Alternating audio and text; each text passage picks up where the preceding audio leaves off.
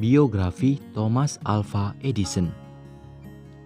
Edison lahir di Milan, Ohio, Amerika Serikat pada tanggal 11 Februari 1847. Ia merupakan anak bungsu dari 7 bersaudara dari suami istri bernama Samuel dan Nancy Edison. Ayahnya merupakan pejuang dan politisi yang diasingkan ke Amerika Serikat dari Kanada. Sementara sang ibu merupakan guru sekolah yang menjadi panutan sosok Thomas sewaktu kecil. Satu hal yang patut kita contoh dari sosok Edison adalah bahwa dia bisa berkarya meski memiliki keterbatasan dalam pendengaran. Edison mengalami gangguan pada telinganya yang membuat pendengarannya terganggu.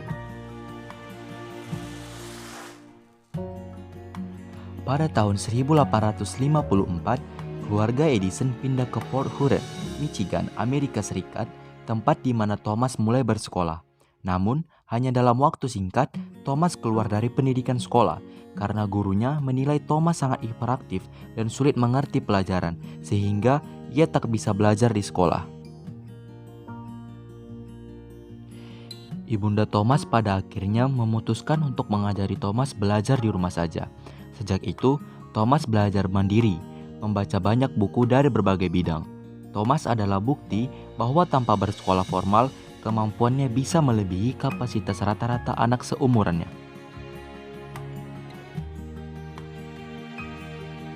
Di usia 12 tahun, Thomas mulai mencari uang sendiri, menjual koran di sekitar stasiun dan rel kereta. Dari berdagang koran lokal, ia kemudian membuat dan menjual koran terbitannya sendiri, bertajuk Grand Trunk Herald, yang laris di pasaran. Ini menjadi bisnis pertama Thomas Alva Edison sepanjang hidupnya.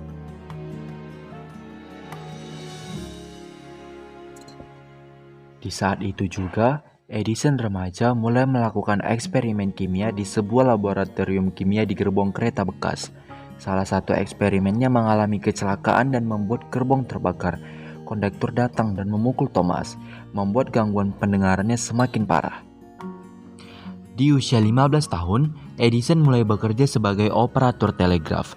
Ia mempelajari cara kerja telegraf dan mengembangkannya menjadi lebih baik. Lewat tangan dingin Edison, telegraf saat itu bisa melakukan pengiriman pesan lebih dari satu dalam satu waktu. Pada usia 19, tahun 1866, Edison bekerja sebagai jurnalis The Associated Press di Louisville, Kentucky. Saat itu juga, ia meneruskan eksperimen kimianya.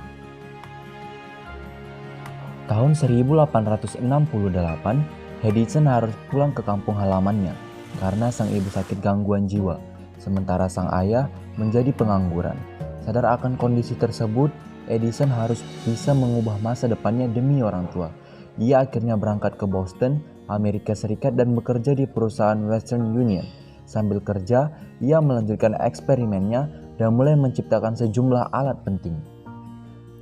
Tahun 1869, di usia 22 tahun, Edison menciptakan temuan pertamanya yang dinamakan Universal Stock Printer yang berguna untuk transaksi saham. Paten temuan ini dibayar mahal oleh perusahaan The Gold and Stock Telegraph Company senilai $40.000. Sejak itu, Edison mulai makmur dan mengabdikan dirinya untuk menjadi penemu. Edison kemudian pindah ke Menlo Park, New Jersey pada tahun 1876, membangun laboratorium pertamanya dan menghasilkan 2 temuan penting, yakni mesin pertama yang bisa merekam dan memutar ulang suara. Dalam suara pertama yang direkam fonograf itu, Edison membacakan sajak anak-anak berjudul Mary Had a Little Lamb dan kemudian memutarnya, sehingga ia dijuluki Wizard of Menlo Park atau sang penyihir dari Menlo Park. Selanjutnya, pada 1878, Edison dan timnya mengembangkan lampu listrik pijar yang dipancarkan dari sebuah tabung hampa udara. Tabung itu kini lazim dikenal sebagai bola lampu. Ia terus berkarya hingga meninggal dunia pada 18 Oktober 1931.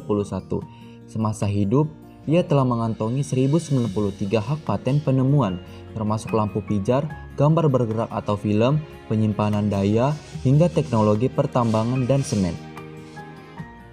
Demikianlah biografi daripada Thomas Alva Edison, si penemu lampu listrik. Pembelajaran yang dapat kita tarik daripada biografinya ialah Orang hebat bukan terlahir hebat. Ia menjadi hebat karena dijatuhkan oleh hidup, tetapi dibangkitkan oleh tekad. Tanpa kegagalan Edison, mungkin dunia kita hanya sebatas lilin. Jadi ambil langkahmu dan majulah. Jangan biarkan mimpimu semu, buat mimpi itu menjadi nyata.